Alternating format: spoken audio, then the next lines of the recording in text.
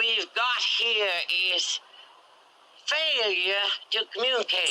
Hey, I'm UFC President Dana White, and you're in the ring with Callum McGregor.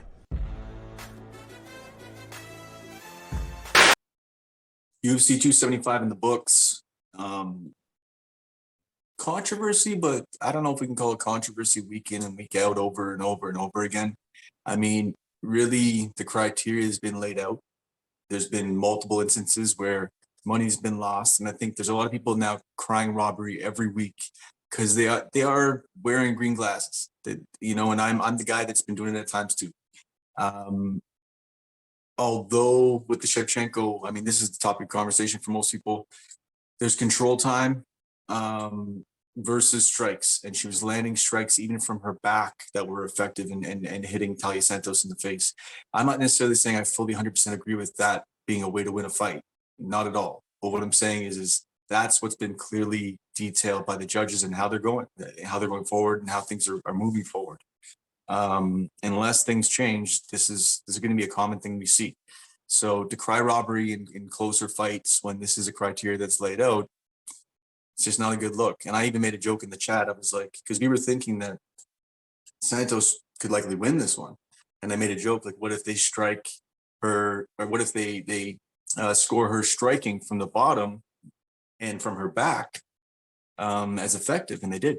And she won. So what did you feel about that fight? How did you sort of see it? And what were some of your high spots on the card? Yeah, I was like 50-50 on it, like, but it's like that old expression, man. You and I both come from watching the days back when, and there's always the same method where to beat the champion, you actually have to beat the champion. Going to a close decision generally goes in the favor of the champion. I did think Valentina won, but it was a lot closer than people expected it for sure. She did come out and say she had a foot injury, which made it very hard to defend takedown. Yeah. Most people, I wouldn't really take much from that, but she's, Valentina's not one to really cry wolf if that's not the case. So I kind of believe her in this sense. I honestly, though, I hope they run this fight back, as I think it was pretty close. And the fact that somebody actually gave Valentina a run for her money, I think we should definitely see this one go again. High spots, low spots. I think we all got fucked on the same two fights. Very few people were against Garcia. Very few people were against Choi. Very few people were against the Yuri fight going more than 3 rounds. So Yuri fifth round submission. It was like even in our other chat, 2,000. and you'll get a kick out of this one maybe, but like somebody sent a message being like Yuri Praska submission like plus 3,000, and I'm sure you grew up in Canada as well, so you know who Bubbles is and shit. I sent Lily a picture of Bubbles with his big glasses looking him dead in the face. And I'm like, who the fuck is going to pick Yuri Praska by submission? And here we are. This is something that happened, and I don't got words for it, to be honest. Yeah, I could see Bubbles saying like, who the fuck is this guy? Yeah, like, what the fuck? Sure.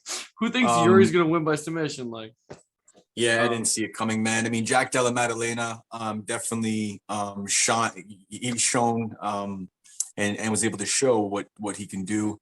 The guy just works the body well, and he comes up top, and he does it every time. And unless you're going to, work, you have to be a good defensive boxer to be able to deal with that. And once he presses you up against the cage with pressure, sort of like Chris Curtis, I mean, it's body up, man. And that's it. So that was a solid bet. That was one of our top plays on the week. And then also my specific play was Edwards. We could argue back and forth on that one. But once again, I think it was close, and you could go either way on that. But I mean, Edwards just poured it on at the end. Mona's just slow and not intelligent in the cage, man. She probably could have taken that down to the ground multiple times and probably won the first 2 rounds with some big shots, with her slow lumbering shots and some takedowns. But yeah, she likely won't be around in the UFC for much longer. The other note I just wanted to mention was on the Shevchenko fight. I saw an interesting take. If the referee jumps in there on the head clash, then potentially it goes to a technical decision. It goes to the scorecards after 4 rounds. Who wins then? And I don't think that it's something that we should all stick on so long. I think it just screams rematch. And I think that's just it. And we've been hungry for something like this with Shevchenko for years. We got it now. We got a rematch with Talia Santos. We have a storyline. Let's get it. I'm into it. I would even watch that as a main event.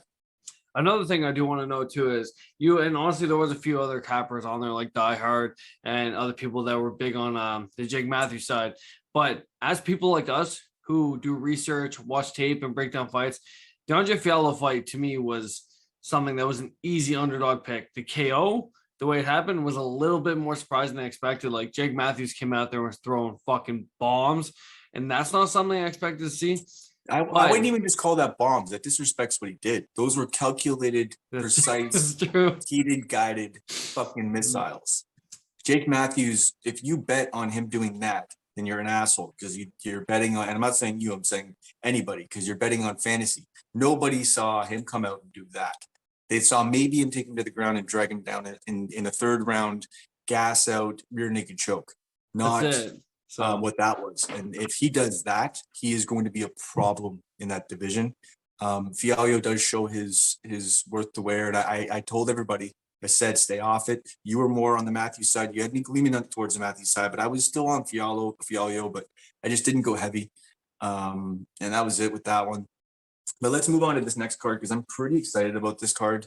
It has quite a bit to offer. This is, coming off of Singapore. I don't know how you top that, but these guys are going to give it a go, and gals are going to give it a go for sure. So we're going to start with the main event. First fight that we will break down on the card is Calvin Kattar, 23-5-0 against Josh Emmett, 17-2-0. And I know that there is some prop lines out. We'll get into those as we can, and I'm going to go to you each time for each fight. What are the lines sitting at for Calvin Kattar and Josh Emmett right now?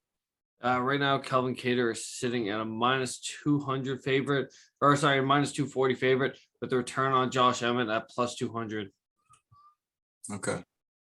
Yeah, I mean, if you break down this fight, you have two guys that are ready to war. You're going to have a guy that has a little bit more season when it comes to main events in Calvin Kattar. He has 5-round experience versus Josh Emmett, who doesn't really have that. Josh Emmett does throw a lot into his punches. And I think Kattar's a guy, if there is anybody that can take those shots, it is going to be him. Emmett does knock guys down at a pretty high rate. And I know that the KO is there, but I could almost see Emmett having to go to his wrestling at some point and be able to try to take Kattar down. And I think Kattar's going to be able to nullify that. And in a 5-round fight, although there is the punchers, it's more than a puncher's chance because Emmett puts combinations together and is able to land some heavy shots and build that up with momentum and able to get guys out of there. But Calvin Kattar showed that why he is who he is.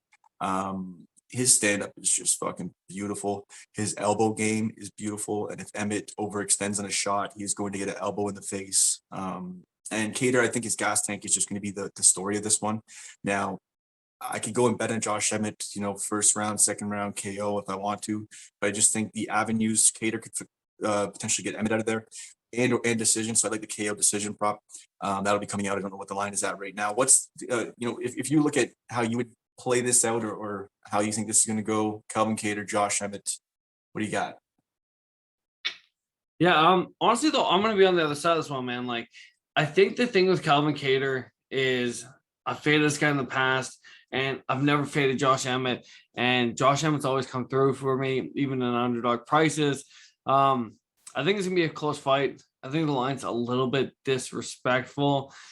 I've always been suspect on Giga, and this is where I kind of get a little bit suspect on this fight, where with Giga, we all knew he was good, but there was a lot of opportunities to fade him. And then everybody went heavy on Barbosa, and we all kind of lost that one. But other than that, like beating Danny Gay, Jeremy Stevens, I know people argue you had that terrible knockout loss by Jeremy Stevens to Josh Emmett, but I think Josh Emmett could actually do work in this fight. I agree with you. I don't think he's going to necessarily win minutes, but I feel like he can mix it up, and I just feel like this is going to be a lot closer. He's 17-2. I thought that fight with Shane Burgos was absolutely fucking incredible. Probably one of the best fights we've seen. And I don't know, man. Like, I just side with him slightly, and I think it's more value thing at this point. What's his plus money? Plus 200. Yeah, I mean, once somebody goes over plus 200 when they are at a higher level and they have a chance. I mean, Kattar does get hit.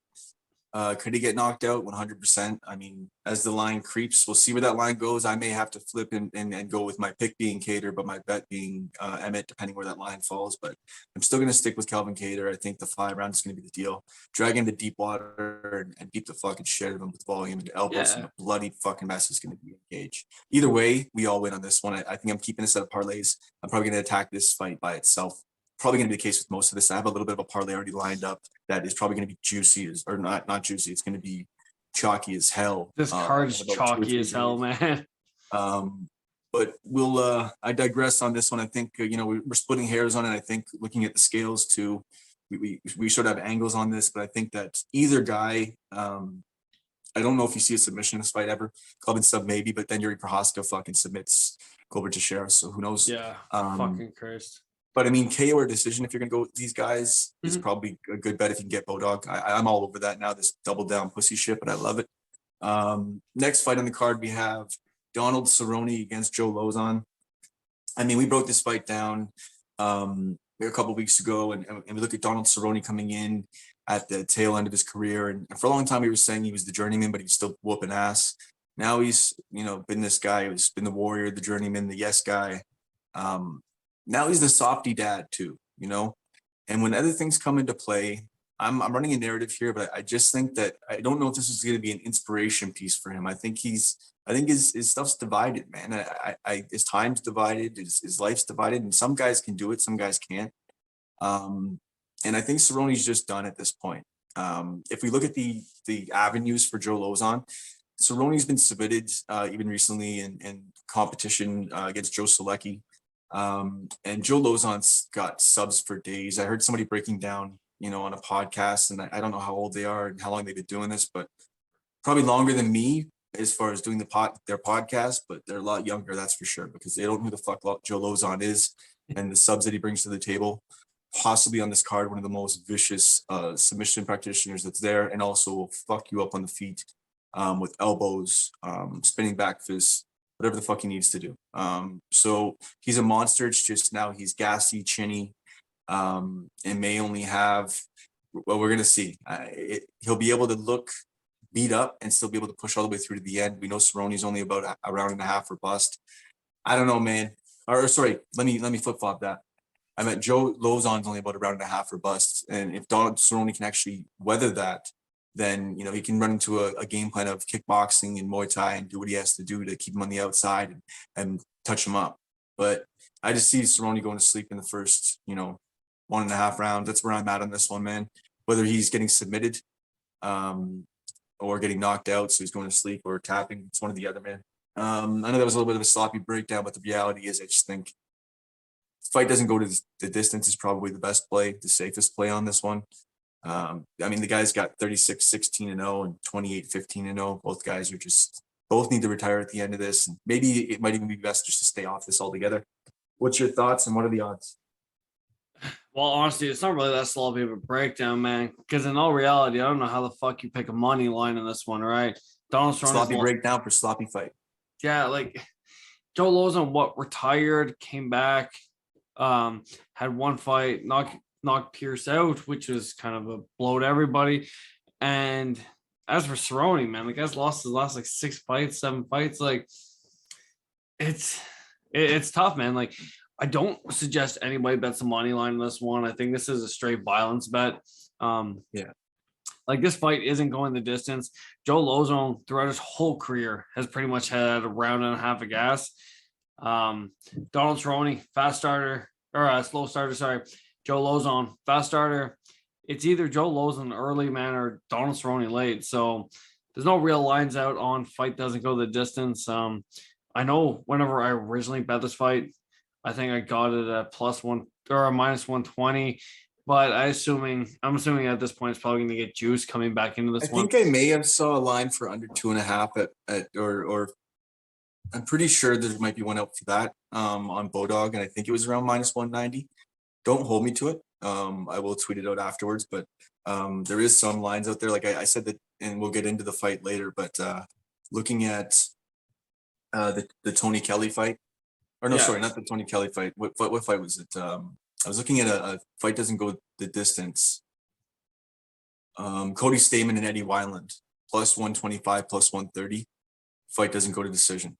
I actually do have a line here on FanDuel. I was There checking we go. Bet365 and they didn't have one, so I switched the book I was looking at.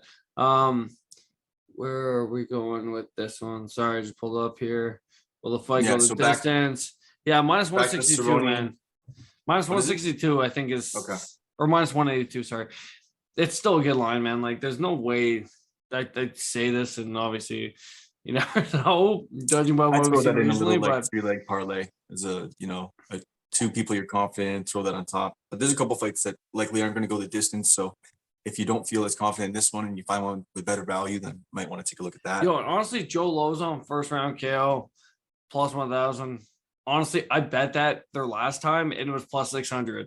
So there's no way in fucking hell I'm not gonna bet it at +1,000 going into this weekend. Yeah, I mean, he throws so much into his punches. You can see it. He's pretty tight in his shoulders, and he throws them a little over the top. And when he does that, I mean, he generates a lot of power, but at the same time, it's only going to be a matter of time before he's fatiguing, muscular wise and cardiovascular wise. So, yeah, I mean, for me, it's mostly a stay away. I likely will touch up a little bit of that fight doesn't go or under 2.5, but I digress. Move on to the next fight of the night. We have Tim Means coming off of almost 3-year layoff against Kevin Holland. So we have a little bit of resurgence of Kevin Holland trying to find his identity, I guess, so to speak, in the UFC at this point. A guy who gets taken down, but a guy who I believe is he a Brazilian Jiu-Jitsu black belt, is he not? That he is, yeah. Yeah, he is. And I mean, he does have a decent sub game when it comes to mixed martial arts, but the idea is he's just sometimes not so smart in the cage. And I think he's turned a corner on that, which is very important. It's always been about the mental for him. I don't think it's about the skill set, because I mean, Tim Means is going to come in here and want to do one thing, and he's going to want to take this down. Now, I'm scared just from even looking at, last card, we see a couple guys taking leaps and bounds on their striking. Who knows? Tim Means maybe comes in and takes leaps and bounds on his striking. I don't know. He's been around for a while and probably fucking not. So I'm looking at Kevin Holland to keep this on the feet. I'm looking at Kevin Holland to use the cage if he needs to, as Tim Means tries to take him down. And I think Kevin Holland finishes this inside the distance. Means is chinny. This is pretty much Means coming back off of a long layoff, them saying, hey, I don't know what we're going to give you. I do have to correct you. Holland sort of they're giving him a layup right now. They're trying to feed the kid a little bit of a meal. That's the way I look at this fight, 100%. I don't see Means submitting him. If it goes to the decision, Kevin Holland is going to have enough moments in the cage where he tags Means and where he's, I think he's going to be able to counter any sub situations and maybe even sub Means with the length he has. He has leverage in those arms.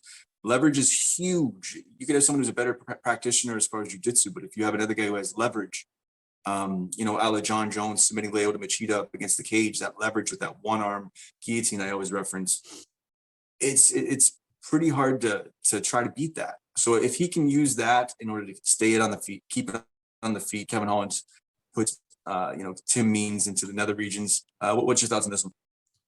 I have to go with Kevin Holland. I do have to correct you on this one, though. Tim Means actually has been fairly active recently.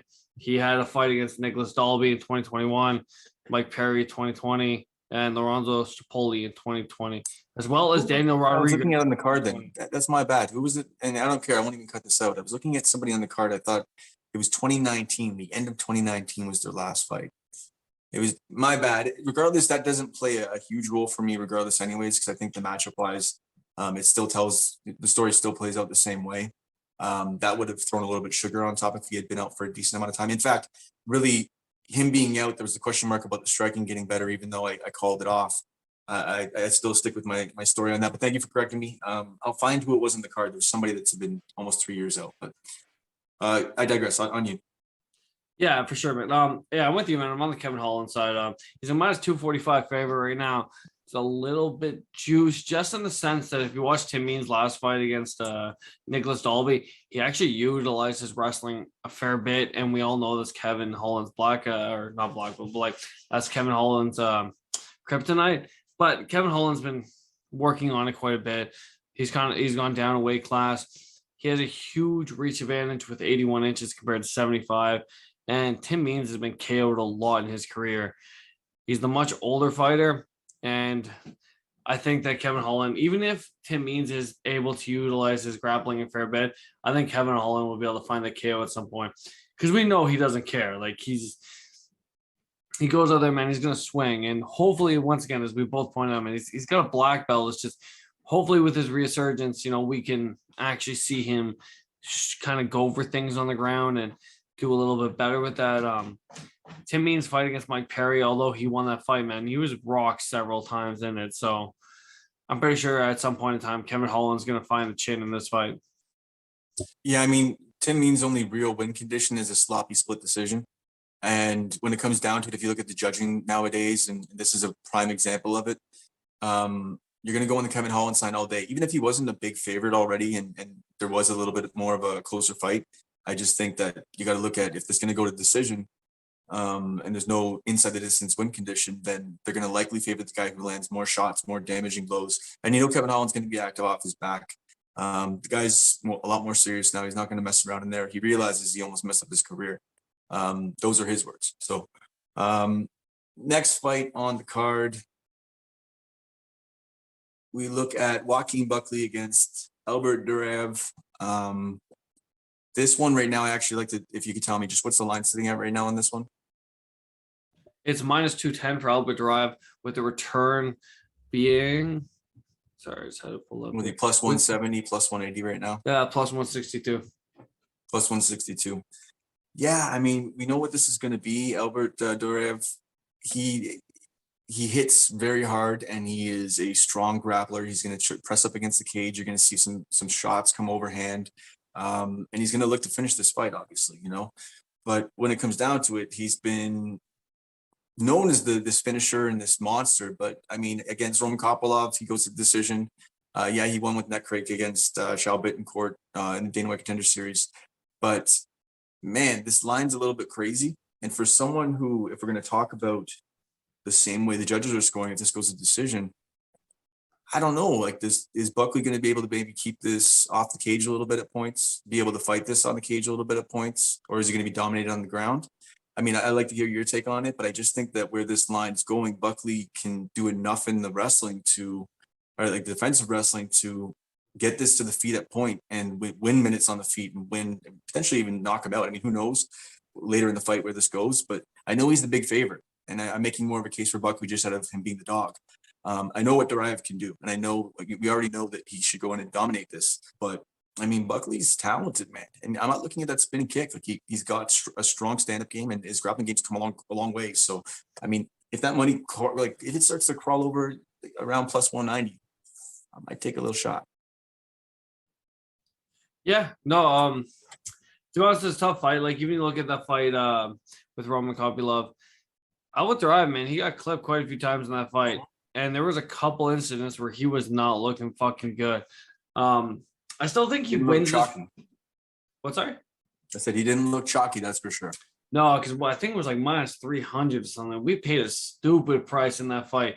And I think in the first round, he got dropped twice or something. Like, it was minus 380. I'm looking at it right now. Yeah, and fucking Christ, man. Like, that's the type of fight where you're sweating for your money. Even whenever I went to the decision, I was still a bit worried. He landed the takedowns, but he didn't land them with ease. And Roman Kopylov really isn't as good of a fighter as Joaquin Buckley. But my thing with Joaquin Buckley is his fight IQ isn't there. And although he can land that big shot, I don't necessarily bank on him doing that. And I could see Albert winning minutes. But, it is like what we said. This is kind of an issue that we're seeing with the Albert Duraev type of fight, where if he's not able to get him out there and he holds him and takes him down, but Joaquin's kind of doing the better work on the feet, the decision might not go your way. And this is something we all need to take into account, that you cannot bet max on chalky wrestlers anymore. And unfortunately, that's where Albert has his advantage, right? If this fight stays standing, there's a good chance that Joaquin Buckley walks away with a decision or a late KO, in my opinion. So I don't like the line. There's nothing I really like on this fight, to be honest, from a betting perspective. I feel like the fight not going the distance is going to be juiced. And at the end of the day, it might be a greasy split decision where a wrestler's just kind of trying to control the grappler or control the striker, and the striker's just landing shots on breaks.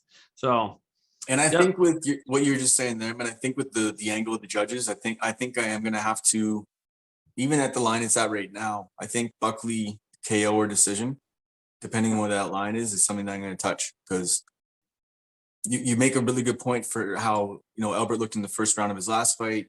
On top of that, what does he look like in the third round if it goes to the third round? And then on top, like, see all these questions. Once you add questions and there's a value on a dog that you think has even a shot, then you look at the judges. How are the judges going to view it? What if Buckley hits, pulls a, I don't know, who's one off their back? That's it. But I will say, I'll cut this part, but yeah, I think I'm gonna have to go with the dog walking Buckley on this one. Although I can see obviously why Dariev is the favorite. I will say on this fight though, I will never put any sort of money on Buckley, just because he talked a lot of shit about my boy James Krause, and then he never took that fucking fight. Just talked all this shit. So that's why I won't bet this fight, because I do slightly lean the dog, but I'm never gonna put my money on Buckley. So, are you in James Krause DMs, man? Yeah, I might be. Oh shit. Damn, man's got a man crush on. No, I think man. everybody has a man crush on James Krause. Side note though, we don't bet poor fight IQ, and the thing with Joaquin Buckley is if the Rive does kind of clip him a little bit, Joaquin Buckley is the type of guy that's going to start throwing hooks from nowhere and get caught. So he's poor fight IQ, fucked with James Krause. I got lots of reasons not to like this guy. All right, next fight on the card we have Damir Ismagulov against Guram Golidze. Man, so we have a kickboxer against someone who's pretty well-rounded with regards to grappling and striking, and Damir Ismagulov. I know he's a pretty big favorite right now. What's the line sitting at on this one currently? So the line right now is sitting at -160 for Damir, with the return at +130 on camera. And I know that Damir Ismagulov, I know with his stand-up, he's not high volume, but I know he's throwing at least and landing about at least 3 shots per minute. And on top of that, he's pretty defensively sound on the feet. He's going to look for takedowns too. Golidze is going to want to keep on the feet and keep it kickboxing. You're going to see Ismagulov look for takedowns and try to get this to the mat. The only thing is going to keep him down there long enough. This is you can make an argument that is Ismagulov going to hold him in a lot of situations, and then Golidze catches him at points. But I think Ismagulov's a little more damaging in his strikes when he does land them. I think if he lands them on the feet, he can potentially get Guram out of there. On top of that, in the ground, he's going to ground and pound and be a little bit more active as well too. So I think he lands points there. He's not just going to hold him completely. It's a rightful favorite, but it's a stay off for me. I'm staying away from this one. So I believe the line's pretty. Sorry, you already said the line, right? Yeah. Yeah, the line's. Sorry, say it again for me. The line right now is sitting at a -160 with the return being a +130. Yeah, okay. So maybe it's not as inflated as I was thinking. But I side with Damir on this one. I mean, potentially a parlay piece, but I might just stay off this fight because I feel a little sketchy about it for some reason. Bad feeling about it. But, I mean, if Golidze can touch him on the feet and gain his respect early, who knows? But I'm going to go with Damir on this one. Yeah, honestly, I'm on the other side of this one again, just because the last fight with Damir, man, I was kind of really expecting him to come out and dominate whenever he went out and fought Rafael Alvarez, and Rafael Alvarez was able to catch him early. He dropped him, and that fight was a lot closer than it should have been. Based on that information, I bet against him his last fight. His last fight was canceled, but I think we haven't seen the best out of Golidze yet, and I think we're going to see it in this fight. He took his last fight on short notice whenever he fought Gamrot. But once again, this is the type of guy that does not fight often. He fights pretty much once a year. The last time we saw him was in 2020. And although he won his last fight by split decision, I don't know if anybody remembers, but it was on Fight Island. And although he got the nod, he pretty much came out and said, I didn't win that fight. It wasn't my best performance. But the guy's an absolute beast. To take the fight against Gamrot on short notice and do what he did, to me is relatively impressive. I think he's going to be the more active fighter here. I think if Damir tries to take it down, he'll be able to stuff it. And I think this fight's going to be really close. So I'm going to side slightly with the dog on this one. But I can see why people would want to pass on this one because, once again, it's going to be close. and there's a lot of questions on both ends because neither guy really fights that often. Like Demir's last fight was, I think, 2020 as well. Let's take a look. Yeah, it his just last feels like a stay off. yeah, his last fight is 2021, but towards the beginning of the year of it, so it has been some time. So Okay, next fight in the card, we have Julian Marquez against Gregory Rodriguez. This is going to be a fun fight to watch. Julian Marquez, some solid striking, some power in his hands. If we're looking at it, we know that even when he looks like he's tired, he can push through. He's a warrior. He's one of those guys. He's a gamer. And Gregory Rodriguez, God, he scares me to bet him because he has the talent to just take you to the ground, rip your arm off, and beat you with it.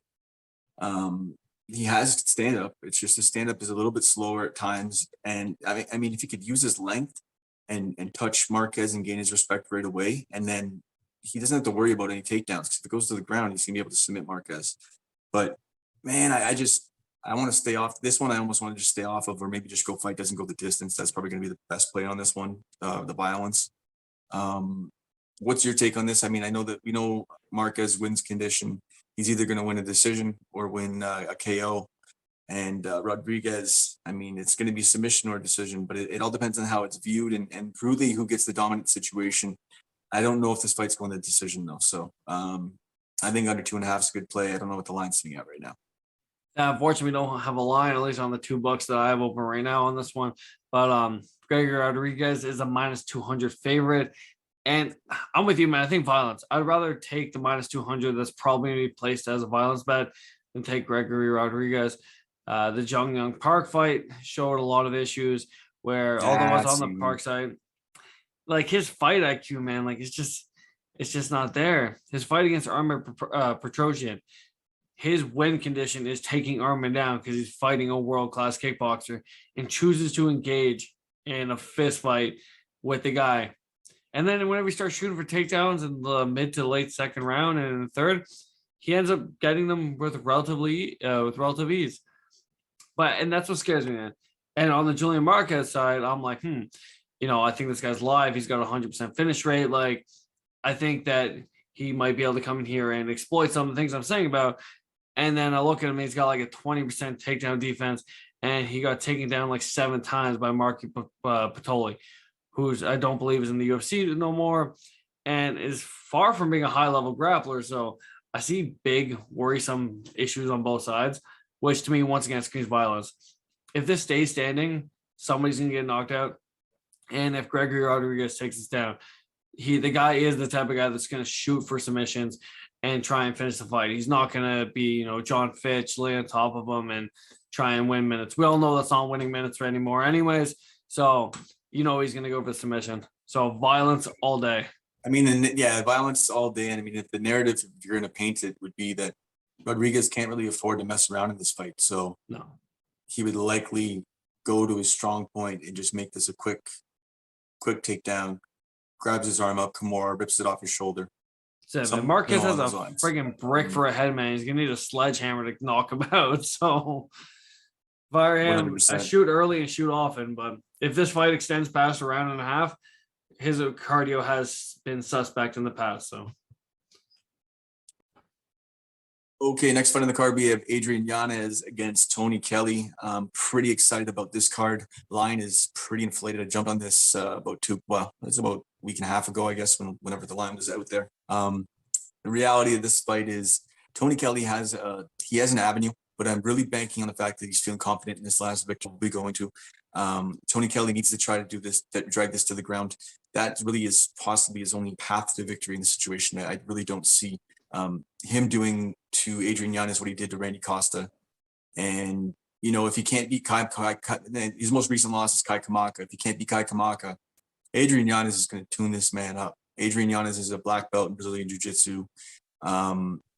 He has been training most recently with Rafael Stotts. So when Tony Kelly goes to take him down or press him up against a cage, he's been getting a new look, a little bit new vibe, new feel.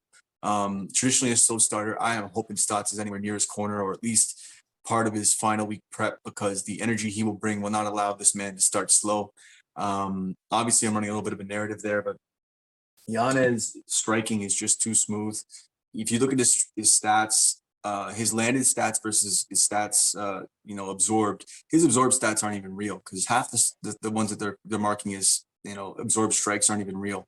They're rolling off, and his boxing is just too good. I see Adrian Yanez either getting him out of there or just piecing up Tony Kelly for 3 rounds. Yeah, I know he surprised us with Costa, but this is no Randy Costa. This is no, Kai Kamaka, yes, wins. I'm just using that as sort of a benchmark or a MMA math type thing or whatever. But the idea is Adrian Yanez is just leaps and bounds better. And I see him smashing Tony Kelly in this fight.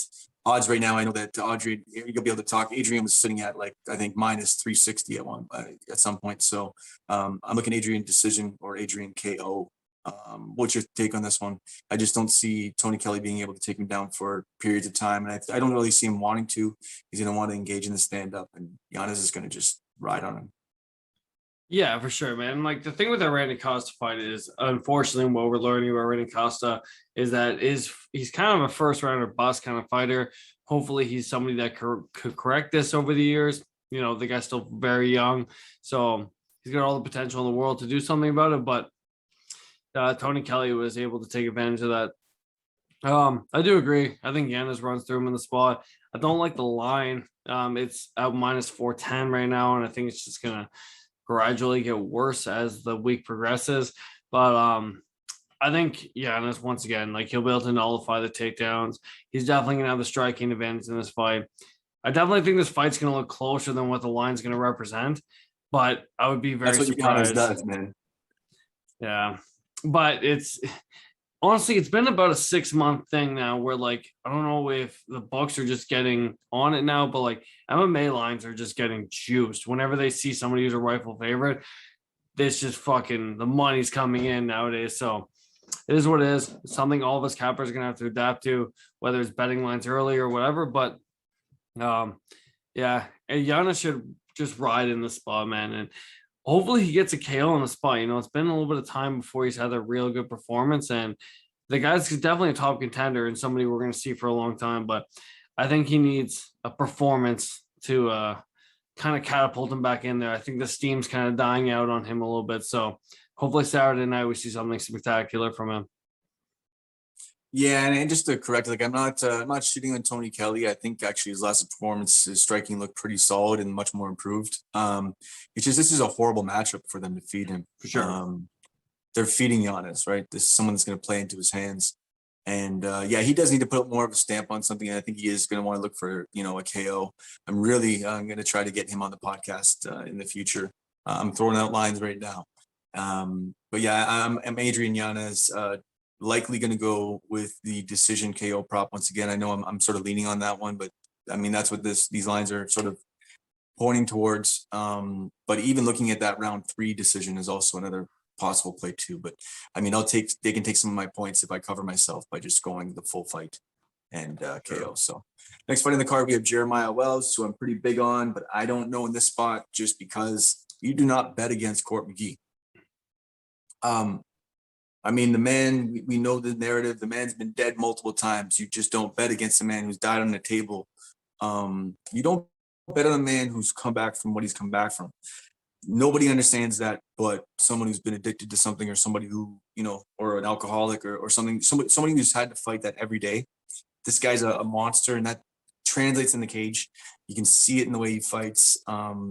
You just can't get him out of there. You just can't really gain full control. And I know sometimes his fights can be a little bit more unremarkable because he sort of nullifies guys, but he fights through. He's fighting, I think, basically against some guys that are a way better technique than him. He just wills them, and Court McGee ends up getting the decision.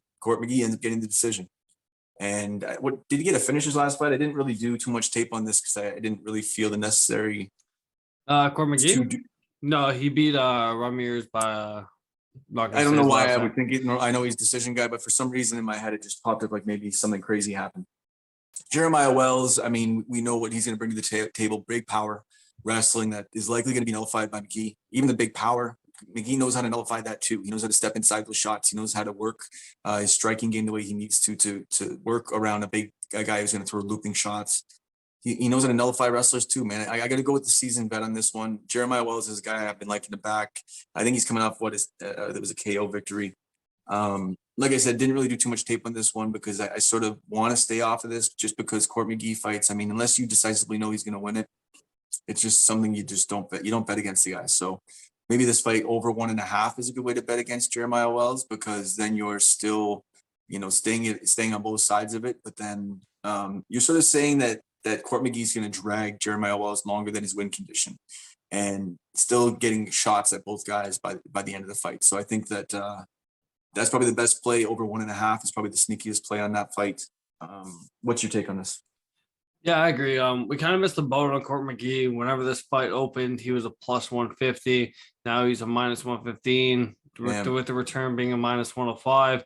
So it's essentially a pick 'em at this point. To me, this fight's experience.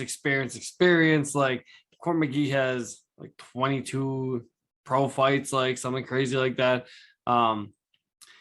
He's only been finished once, and that's what worries me about betting the Jeremiah Wells side, is that I feel like Jeremiah Wells kind of needs a finish. A lot of people will say, oh, we finished his last couple of fights. The guy beat Blood Diamond, who was like 3-1 or something. Very, very little experience and extremely little grappling experience. So he's able to take him down and just put him work. We all kind of saw that one coming. He's not going to be able to do that to Court McGee.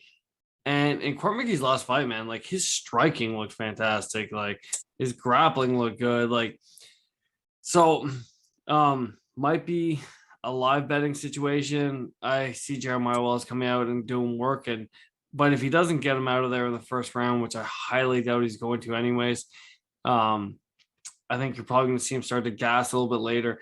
And we all know Court McGee doesn't have any sort of gassing issues. He's going in it and he's going to take that fight to the third round. And he is, as you said, a decision fighter. So Court McGee decision might be a sneaky play too. Probably get a decent plus money on it, considering it's a pick 'em fight. But I don't see a finish on this fight regardless. So as you said, the over 1.5, over 2.5. It is a numbers game, actually. It's probably the best way if you do want to attack this outside of the over 1.5, because you'll get that later in the week. I mean, Court McGee out of 20 fights will go to decision and win it likely 15 times. So it's not a bad look, not a bad angle. Next fight in the card, we have, sorry. Maybe even sprinkle the split decision, I'm staying away from those. They get me in trouble. Fair enough. Fuck, if you bet him last week, you would have made a lot of money. But if there was a fight, maybe that could be the fight, because he is a sort of a splitty guy at times. I think he, even at times when he has control over the fight, he still plays down to the competition depending on where he's at. Anyways, next fight in the card, we have Jasmine Jazzy the Vicious against Natalia Silva. This fight is going to be the case of the Brazilian submission artist with power in her hands, some pop in her hands, but not really great striking necessarily, like some decent striking, but has some power in her hands. We have Jasmine Jazzy the Vicious, who has some decent striking. The wrestling is the biggest thing, I think, here. Her wrestling is top notch and has a solid grappling game as well. And the biggest thing about this fight is I don't know too much about Natalia Silva and really how strong her ground game is. We can see a little bit here and there in grappling tournaments, whatever else you can try to find. But the reality of the fact is until I see someone submit Jasmine in this weight class, they're not like, I'm not going to bet against her that way. If the win condition really is a submission, she's just too big. She has leverage. Once again, will play off the long arms play a huge role. She's able to just snatch those out and just land elbows. And she did that in her last fight. She's going to be able to land strikes. I know people are a little worried about the gas tank. I think that's a little overridden. And I'm not just playing Homer because, she's in this region. The reality is I think she looks like she's more beaten up or more gassed, but I think she's just in there. She's in the fight. That's how she is. That's how she feels like she's in the fight. So I think this is going to be I may touch the double down on this one, but I think this is Jasmine decision at plus 135. I think it's sitting out right now. So Jasmine Jazzy the Vicious. This one's already parlayed up to, I know it's a little chalky, but Jasmine and Giannis by decision. Actually, sorry, Jasmine and Giannis money line. And potentially put in a little bit of Kevin Holland as well too. And I think that's a solid 3-part. That I was looking at very early, gets you plus money, and I really feel like that all those 3 are going to ride pretty simply.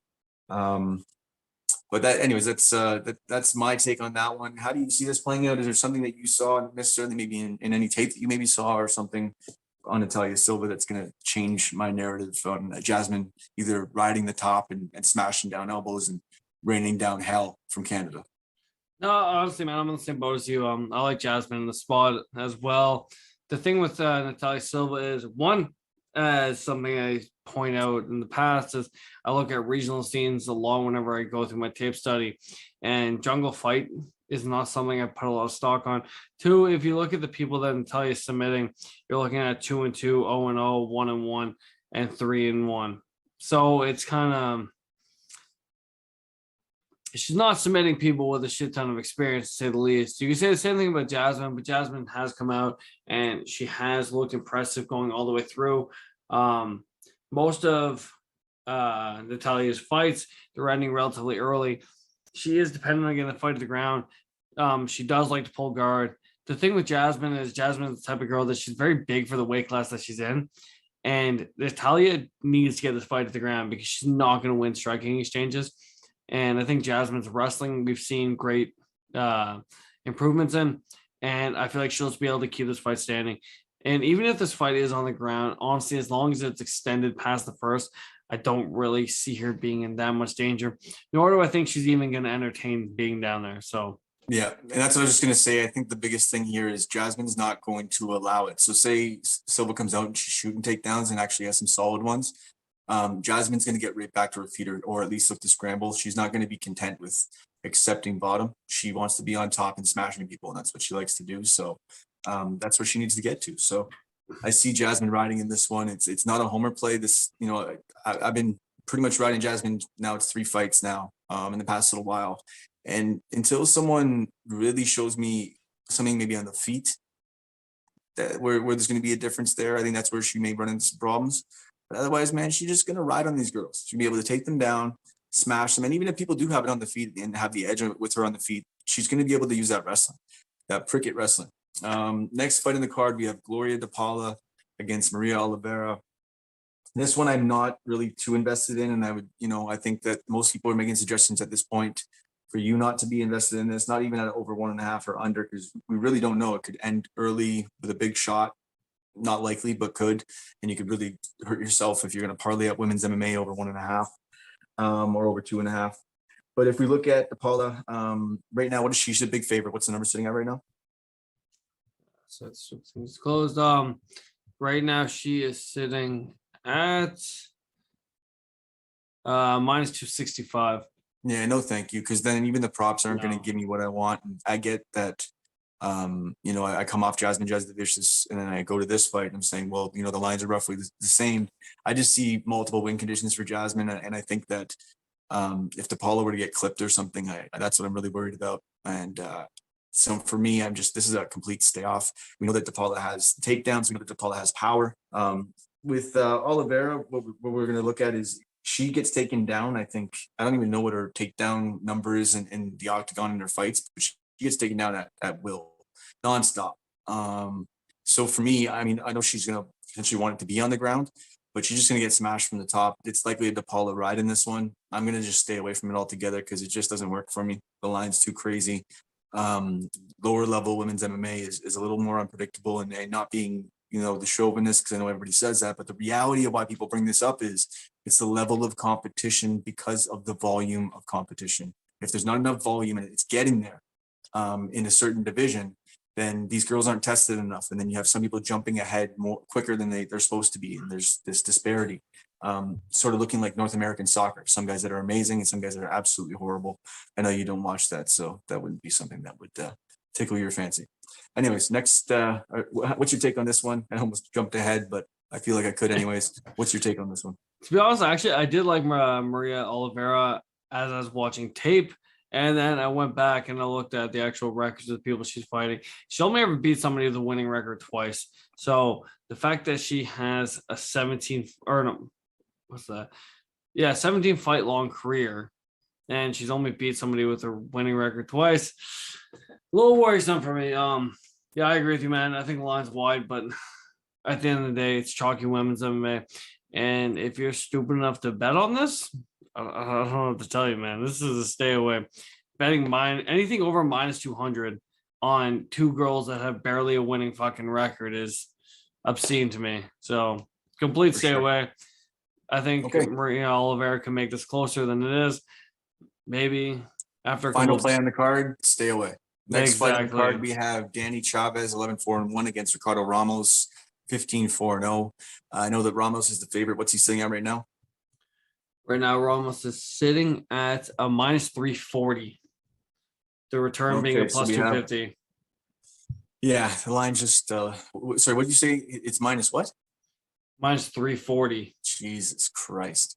Yeah, I don't know if we're not touching that one. I think Ramos does ride here. I think that he likely with the grappling, he is a little more of a finisher. He does have a little bit more of the stand-up game. Chavez is going to be searching for that shot. Chavez has some dynamic, sort of crazy striking. He will bring you a highlight reel, but the reality of the fact is if you're hunting for something and you're playing that game, you're likely going to lose a decision or you're likely going to get caught later. Ramos is the rightful favorite in this because he does have pretty much the better well-rounded game and he has more avenues. But the reality of the fact is I'm not touching this. I don't even think I want to touch this in a parlay. I don't want to. I don't want green eggs and ham. I don't want any of this. I don't want it on a plane. I don't want it in a car. I don't want it anywhere. So what the fuck you got to say about this? Honestly, I hate the line, but I don't see how Danny Chavez wins this fight. The No. guy is very minimal with the striking, and that's kind of essentially what he has. Doesn't have a great ground game. Sorry, Ricardo Ramos, good ground game, good striking, good pretty much fucking everywhere. And I really don't see a world where Danny Chavez wins this fight. But once again, like minus 340 is just kind of it's so juiced, but I don't hate it as a parlay piece if I'm being honest. But yeah, it's just like Danny Chavez. Sorry, a lot of people talk about him as being a KO fighter and everything. All that came prior to the UFC. Doesn't have a finish in the UFC. I don't think Ricardo Ramos is going to be the guy he's going to start that with. Yuri Prohaska submitted Glover Teixeira in the 5th round. That's all I have to say. Okay. And this is lower level, and the lines are that inflated. Fuck this. Not touching it, man. I'm staying away. That's going to be my reference point for anybody that says things are impossible or you know, you don't have to say banana peel or broken leg. Just say Prohaska submission 5th round, and that is your new broken leg or banana peel. You know what? It Next beats fight in the card. Santos Walker going to a decision. So at least we got rid of that one and we got a new one now. Yeah, we do. Cody Stamann against Eddie Wineland. This line, there's a line on this fight I really like, and I know why it's still plus money. We have Cody Stamann, who is the wrestler, so likely going to try to grind out what we believe is going to be a decision. And top game, and that's how the books are looking at it. They're saying the fight's going to go to decision.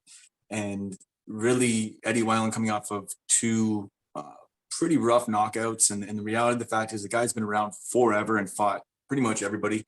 For me, I just don't see him lasting in this fight. And really, the only win condition he has is a knockout. So, you know, Cody Stamann could ride a decision on this, but I just really like the line. And what's it sitting at on your book right now?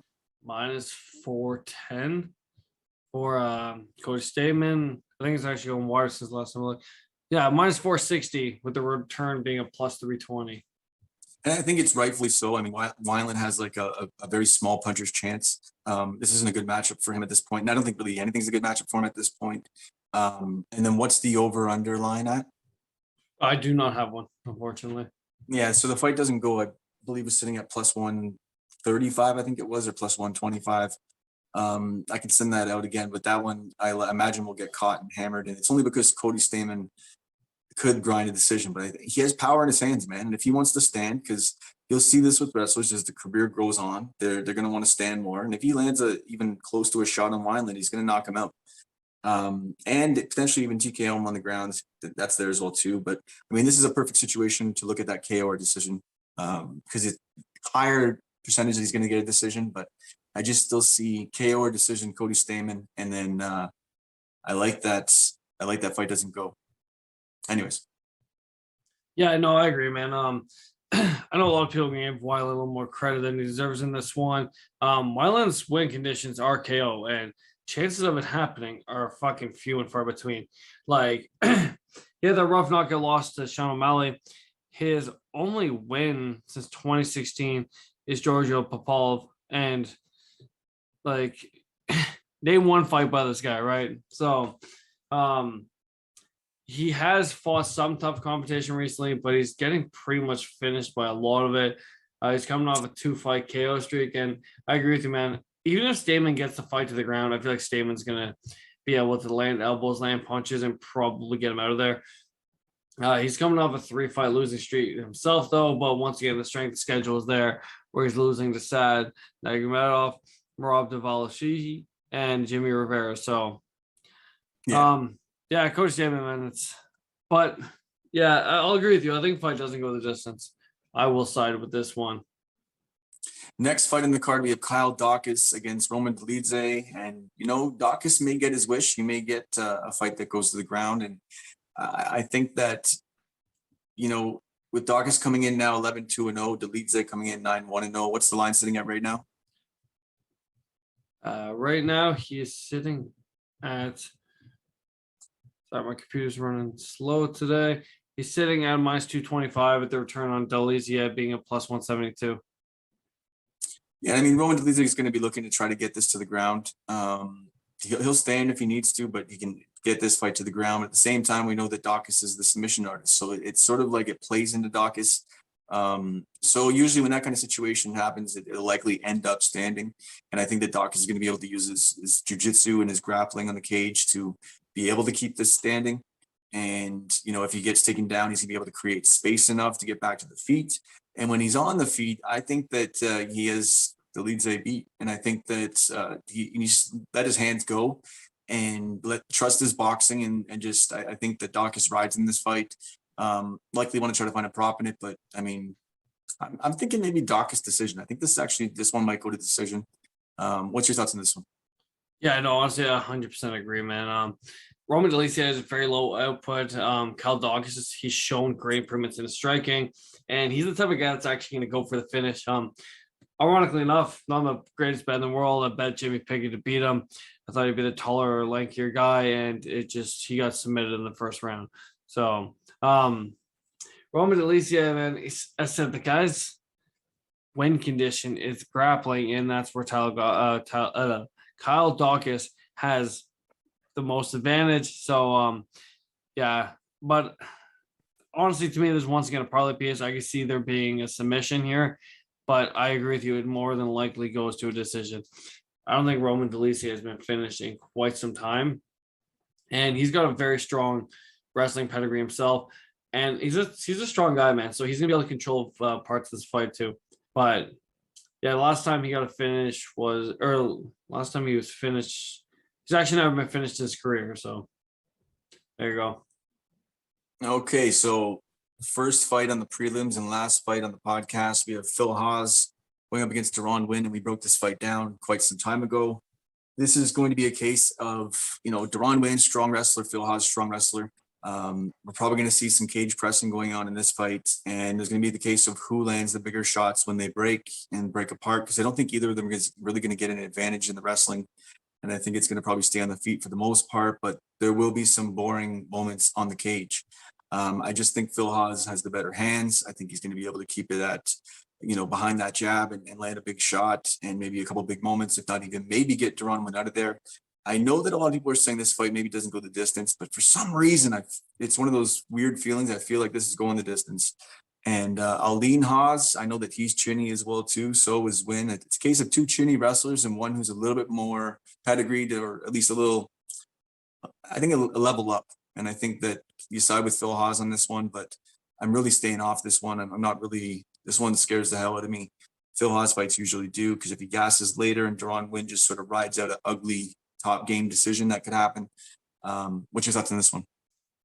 Yeah, like I'm with you, man. Like I lean Phil Haas, but as I've said time and time again on this podcast, is I don't necessarily bet Phil Haas fights because of the chin issues, the cardio issues, so many red flags. Deron Winn, in my opinion, is in the UFC because he's DC's boy, and I feel like that's kind of the reason why he's around. They've tried to make this fight 3 times. It is finally happening. So my thing with Deron Winn is I'm always happy to bet the wrestler against a guy with shit cardio, but Deron Winn was getting pieced up by Gerald Meerschaert. And Gerald Meerschaert rocked him a couple times in that fight. So huge red flag about that. I'll probably make a small bet on Phil Hawes first round KO or something, but other than that, I think it's a complete stay away. The minus 235 you're going to pay on Phil Hawes is super wide, and we all know Deron Wynn, if he can start landing takedowns, Phil Hawes' power doesn't carry through into the later fights, and you might even see a late TKO from Deron Wynn if it gets extended. So complete stay away from me. Okay. That is the card. And what I'll do is I'll quickly go through some of my biggest plays, who I feel is, there's some of the stronger plays on the card. I think that if we go near the top, near the main event, I'll start with Kevin Holland. I think Kevin Holland wins inside the distance. I think that is a strong play. Kevin Holland by either, if you don't want to be crazy and just go with the KO, you can maybe go Kevin Holland, club and sub 2. So you go Kevin Holland inside the distance. I think that's a strong play. If we're looking at another strong play, it's Jasmine Jazzy the Vicious. I think she wins the decision. If you want to cover yourself with a KO, sure. I don't know how Silva will deal with the striking, and we'll see how that all plays out. But I think Jasmine definitely wins that, and I like her by decision at plus 135. I believe the line's sitting at right now. Another line I do like, and this line will potentially get blown up, is I like Eddie Wineland and Cody Stamann to not go to the distance. I think that's a strong play as well too. And lastly, I think the dog I'm going to touch, even though I want to go against, poor fight IQ in the past. I got to touch up on Joaquin Buckley, man. I think that with the judges, the way they're looking, if this goes to decision, he has an advantage if he can break away and land some shots. I think Duraev is, he's already scaring me. He's only a couple fights in. He's already scaring me. He's supposed to be this big favorite, and he's already scaring me in the cage. So I'm going to lean Buckley on this one and take him as the dog. That's my dog play of the week. Love it, man. Yeah, I mean, I said I want to see more props. I want to see what they actually aligned at. Because I said there's so many chalky money lines here. But I said I like Albert Duraev, Joaquin Buckley not to go the distance. I'm with you. I like Kevin Holland inside the distance. Donald Cerrone, Joe Lozen not going the distance. I probably bet the over in the Calvin Kattar fight. I do really like German Castellici as a dog at plus 132, but that line has been closing a little bit. So if you're going to jump on it, you may want to do it early. What's the over on the main event? 1 second. That's not a bad spot. I mean, if you're looking at that, you're betting on Kattar really, or Calvin Kattar essentially, by saying it's going to go over, because the win condition for Josh is going to be under 1.5 or whatever it would be. So, or under 2.5. I think Josh, if he KOs him, man, I think it might be a little bit later because he doesn't have a lot of quick KOs, and we all know that Kattar can take a punch. So well, that's where the over works for you, man. That's where the over works great for you. So what's that line sitting at? Right now, the over is, one sec. FanDuel gives you about 100 options whenever it comes down to betting on it. So, right now I only have the fight goes the distance, unfortunately, which is sitting at minus 130. So you can imagine the over. Your understanding is what it's going to be, man. I like that. Yeah. Once the over comes in, I think I'm definitely probably going to hammer that one. Okay, man. Great podcast. I think we really hit some points. I think we really dug in this week. Feel good about some of the spots. I think there's a parlay to be made. I think there's a couple good dog spots. There's a couple good prop spots. And just remember bankroll management, right?